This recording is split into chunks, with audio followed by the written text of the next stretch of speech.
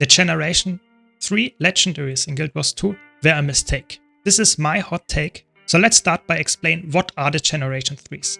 They were introduced with End of Dragons, and they are a full set of Legendaries that are somewhat similar in the looks. So they have the same draw animation, they have the same footsteps, they have a very similar design. We have all 16 weapons, so all 16 on-land weapons. We don't have any underwater weapons. You can craft them when you have the corresponding mastery by completing the maps in End of Dragons and doing some events to get Imperial Favor and that kind of stuff. So it's a very typical legendary. It's very similar to Generation 1 legendaries, where you can also buy them from the TP. So that's the general idea of the Generation 3s. So in general, I would say that's a good thing.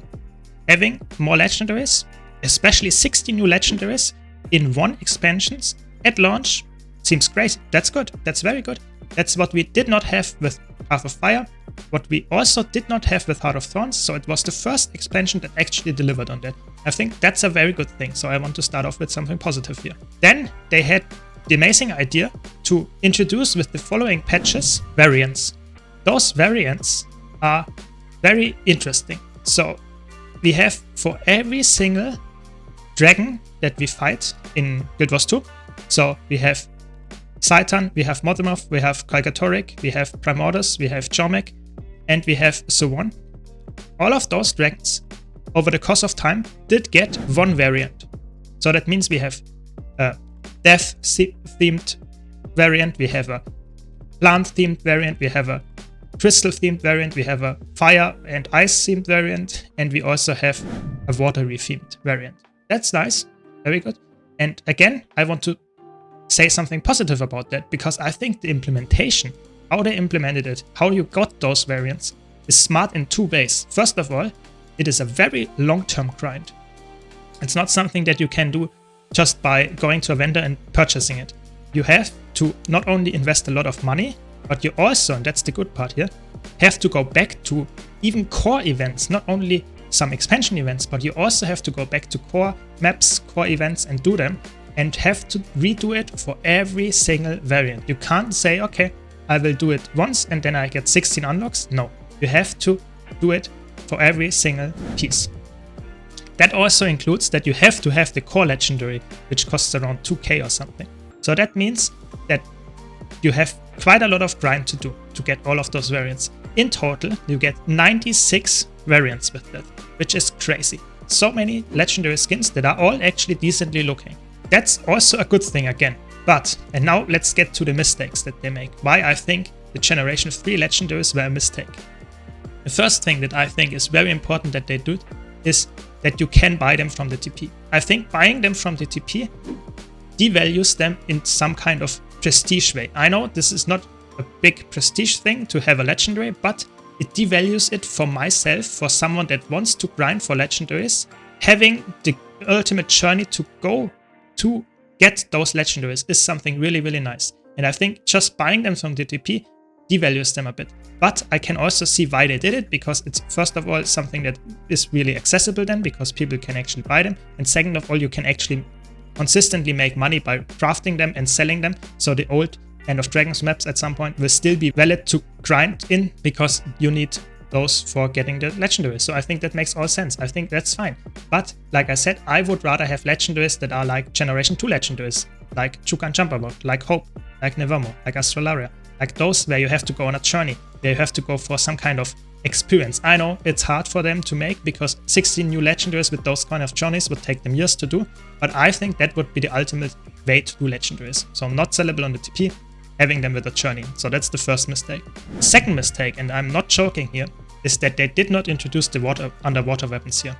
I think, especially if they already knew that they want to introduce spears at some point on land. So the second mistake, the really big mistake that they made here, is to not introduce underwater weapons, like harpoon gun, like trident, but most importantly, spear. If they already knew that spear would exist in a future expansion on land, why not introduce it as well, without actually having anything to sacrifice other than just creating a few new skins? I think that would be amazing in my opinion, because that would also increase the amount of grind and long-term longevity that you have with this kind of legendaries. So that is the second big mistake that I wanted to talk about. And the last one, that's my personal let's say, favorite mistake that they did is that they did not do more. Yes, I'm not joking here. I actually enjoy the Generation 3 Legendaries so much. Not especially the skins, but the longevity that they bring to the game. How much grind you can do. The cool titles that they introduce with it. So you have so much stuff to do to go for them. It's such a good long-term goal, in my opinion, that they should have done more. That's the important part here. I think they should have done more. That's the biggest mistake they did. So yes, I know the title is a little bit misleading, but I think the mistake they did here was to not go harder on them. That's the biggest mistake there was. What do I mean by that? They should, like I said, have more base legendaries, but they should also have had more variants. I think at least one more variant would have been amazing. What variant am I talking about? Of course, it would be a void variant. So a dark themed variant, something like the Corrupted, so 1/1, something like that, like the Void Dragon Infusion, something in that matter. So really dark, same particle effects, just very dark, black, like that, and it would be amazing. For those edgelords out there that want to run with this legendaries, I think that would be an amazing skin for every single legendary. And the cool part here is, if you want to go one step further, you could even make it a requirement that you have all the other dragons before that. So that you have to grind all the 96 variants before that, before you get access to those void legendaries. I think that would be amazing. That would have made it so more prestigious to run around with those legendaries because you had to grind for them. You can't buy those variants on the TP. So I think that would be amazing. It's not because I have it. I think I don't care about that if other people have it as well. I just want to have something to go for where I say, oh, that's a really cool goal to grind towards. So I think that would be amazing. And second of all, I think that would just make it even more valuable if you combine it with some kind of achievements, some kind of really long-term, and also maybe some kind of things that you normally wouldn't do. So go back to some meta events that we normally don't do. Go back to some maps that we normally don't go back. Something like that would be really cool. So they missed out on another step, on another variant that could bring people back to old content that they probably don't do ever again. So I think that would be really cool. Now it's too late, sadly, but I think that's why they missed out hard on this. So I think it's really important to mention that the Generation 3 Legendaries are amazing in my opinion from what they actually bring. But I think biggest mistakes were here, the Arena did, that they missed out on going harder on them. So please understand, that's what I think about those Legendaries. So the mistake they did here was not making them, but not making more of them or giving us more without that much of an effort, because I think adding more skins, adding some kind of more achievements is actually not so hard for them because they did it 96 times. So why not add 16, maybe 19 more? That would be, in my opinion, amazing. But that's just what I think. Let me know your opinion on that as well in the comments. Thanks for watching. If you want to see more discussion content like that or any other content regarding Guild Wars 2, don't forget to leave a like and subscribe. Thanks to all my supporters on Patreon, YouTube and Twitch. Thanks Lane, thanks Malice, and I hope to see you all in my next video.